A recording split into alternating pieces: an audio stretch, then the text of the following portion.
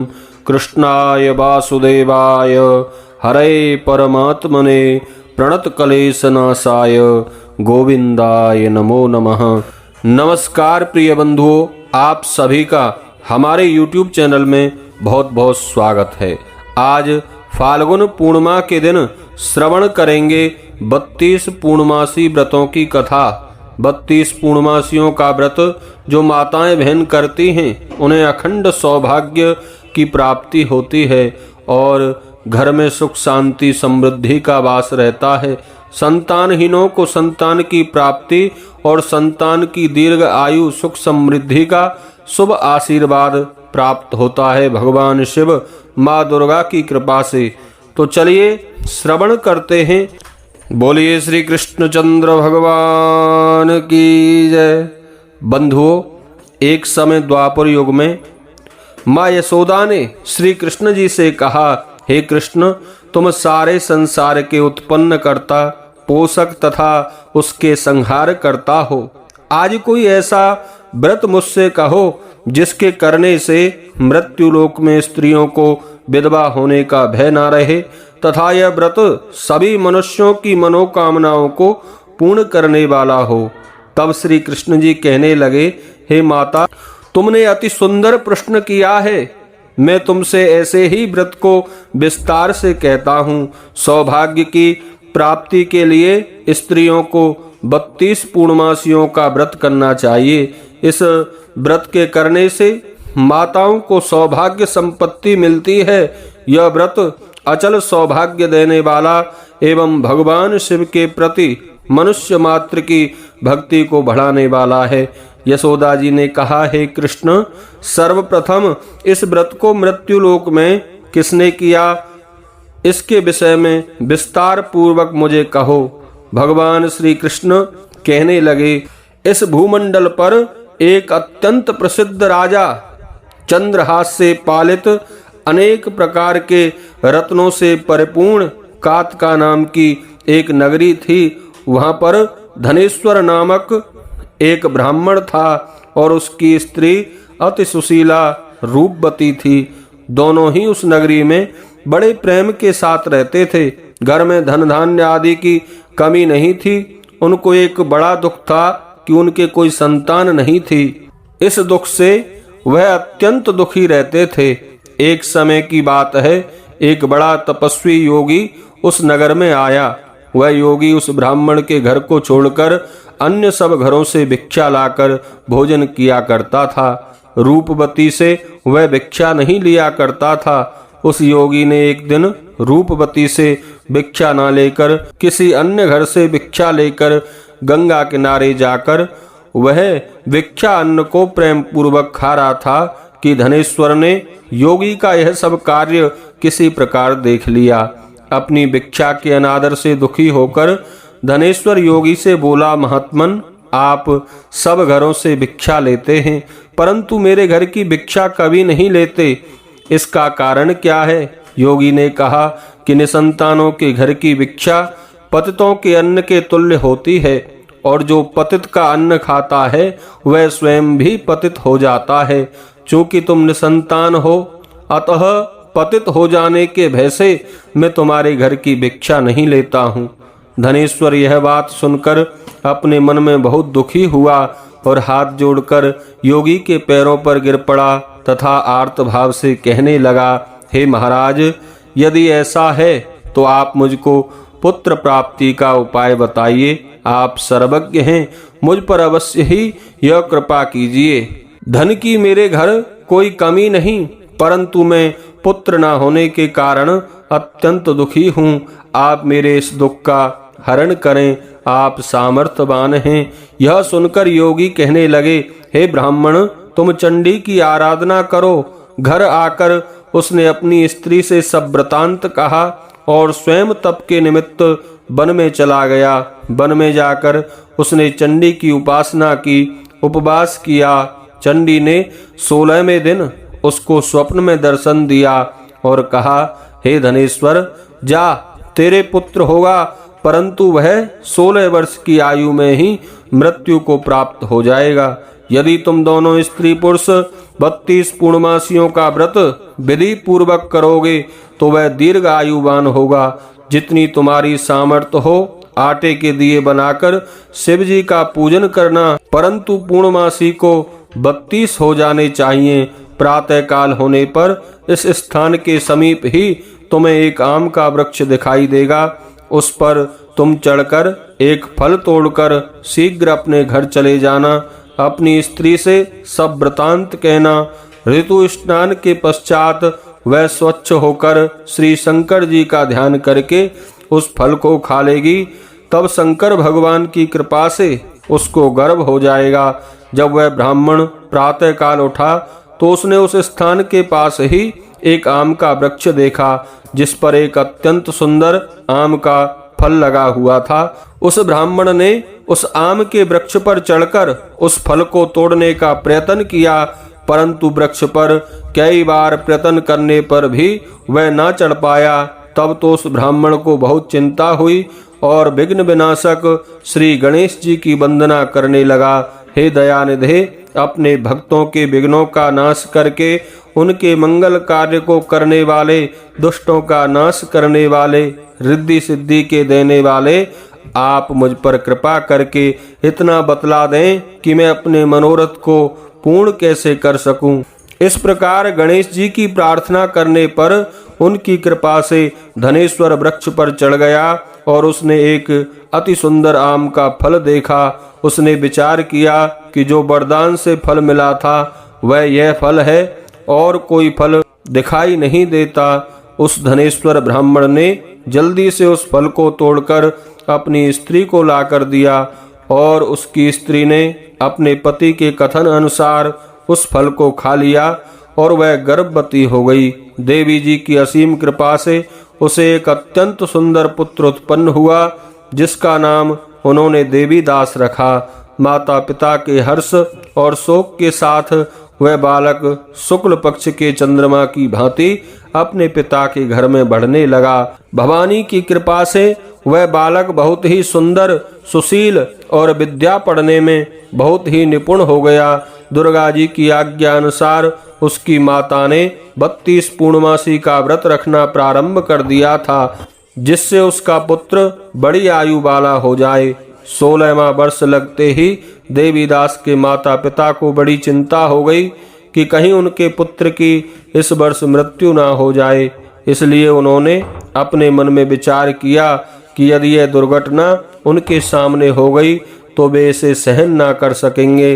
अस्तु उन्होंने देवीदास के मामा को बुलाया और कहा कि हमारी इच्छा है कि देवीदास 1 वर्ष तक काशी में जाकर विद्या अध्ययन करे और उसको अकेला भी ना छोड़ा जाए, इसलिए साथ में तुम चले जाओ और 1 वर्ष के पश्चात इसको वापस लौटा कर लाना। सब प्रबंध करके उसके माता पिता ने काशी जाने के लिए देवीदास को एक घोड़े पर बिठाकर उसके मामा को उसके साथ कर दिया, किंतु यह बात उसके मामा या किसी और से नहीं कही। धनेश्वर ने सपत्नीक अपने पुत्र की मंगल कामना तथा दीर्घ आयु के लिए भगवती दुर्गा की आराधना और पूर्णमासियों का व्रत करना आरंभ कर दिया। इस प्रकार बराबर 32 पूर्णमासी का व्रत पूरा किया। कुछ समय पश्चात एक दिन वह दोनों मामा और भांजा मार्ग में रात्रि बिताने के लिए किसी गांव में ठहरे हुए थे। उस दिन उस गांव में एक ब्राह्मण की अत्यंत सुंदर, सुशील और विदुषी गुणवती कन्या का विवाह होने वाला था। जिस धर्मशाला के अंदर वर और उसकी बारात ठहरी हुई थी उसी धर्मशाला में देवीदास और उसके मामा भी ठहरे हुए थे।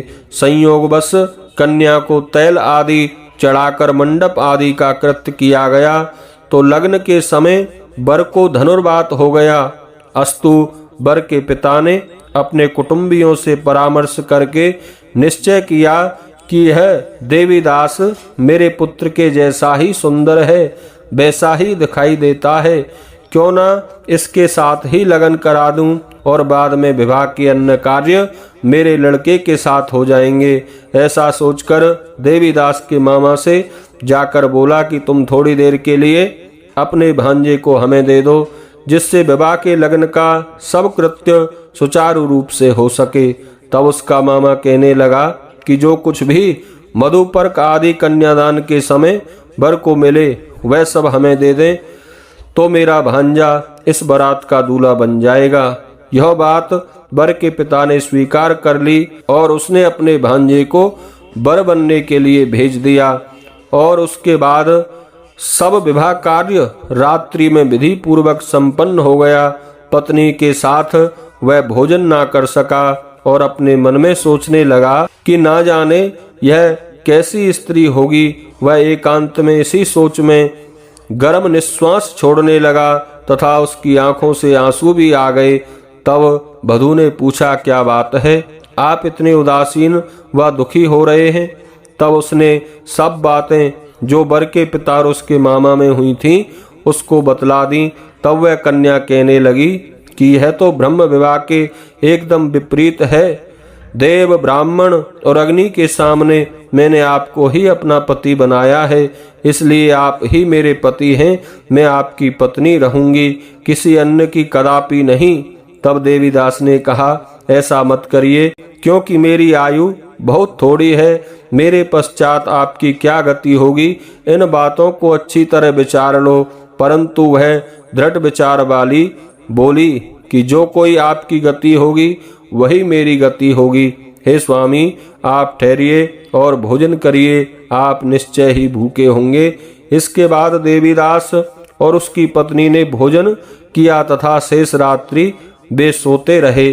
प्रातःकाल देवीदास ने अपनी पत्नी को 3 नागों से जड़ी हुई एक अंगूठी दी, एक रुमाल दिया और बोला, हे प्रिय, इसे लो और संकेत समझकर स्थिरचित हो जाओ। मेरा मरण और जीवन जानने के लिए एक पुष्प वाटिका बना लो, उसमें सुगंध वाली एक नवमल्लिका लगा लो, उसको प्रतिदिन जल से सींचा करो और आनंद के साथ खेलो कूदो तथा उत्सव मनाओ।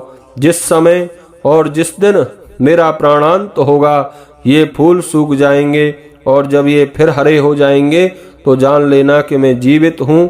यह बात निश्चय करके समझ लेना, इसमें कोई संशय नहीं है। यह समझाकर वह चला गया। प्रातःकाल होते ही वहां पर गाजे बाजे बजने लगे और जिस समय विवाह के कार्य समाप्त करने के लिए सब बाराती मंडप में आए तो कन्या ने वर को भली प्रकार से देखकर अपने पिता से कहा कि यह मेरा पति नहीं है, मेरा पति वही है जिसके साथ रात्रि में मेरा पाणी ग्रहण हुआ था, इसके साथ मेरा विवाह नहीं हुआ है।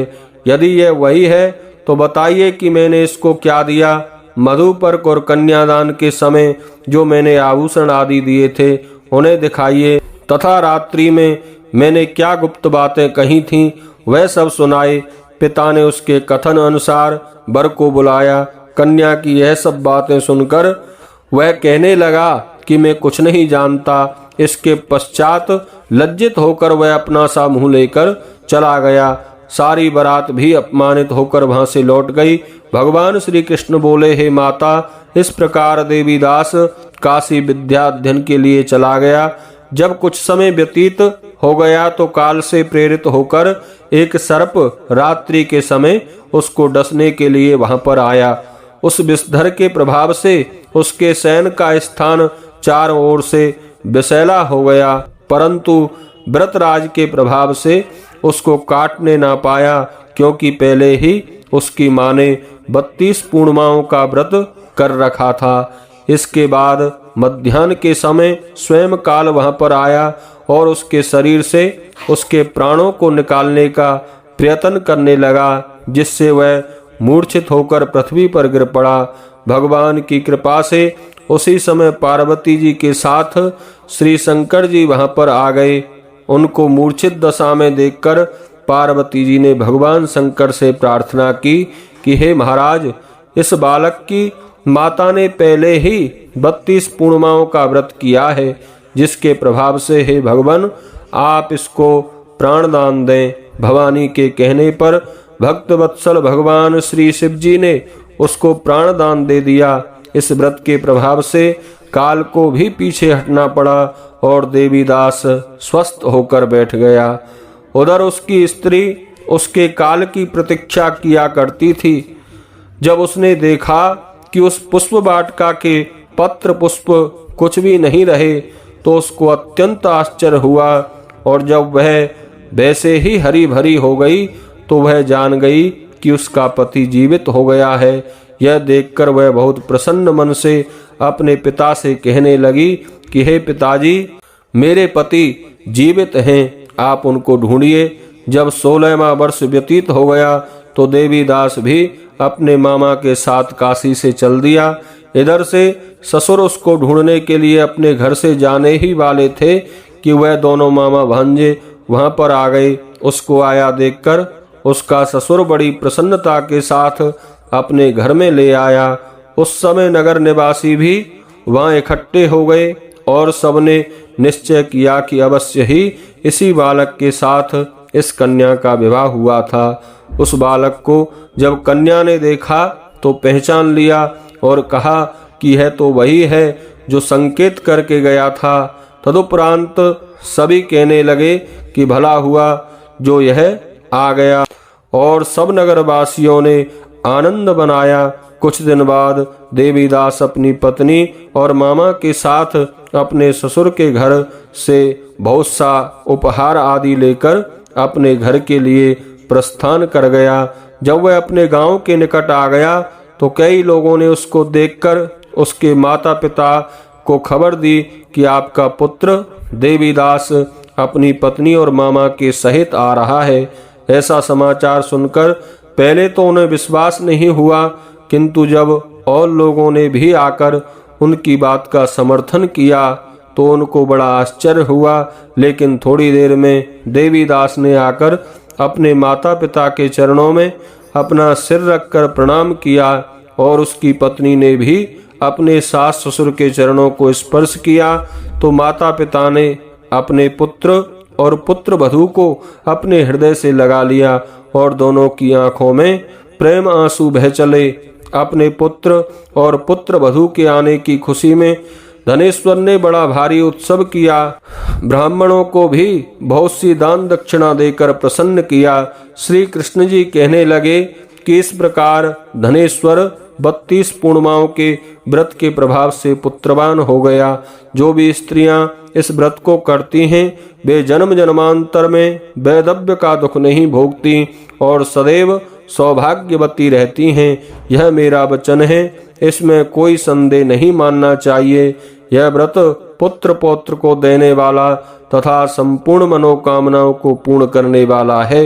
32 पूर्णिमाओं के व्रत करने से व्रती की सब इच्छा भगवान शिव की कृपा से पूर्ण हो जाती हैं। बोलिए शंकर भगवान की जय।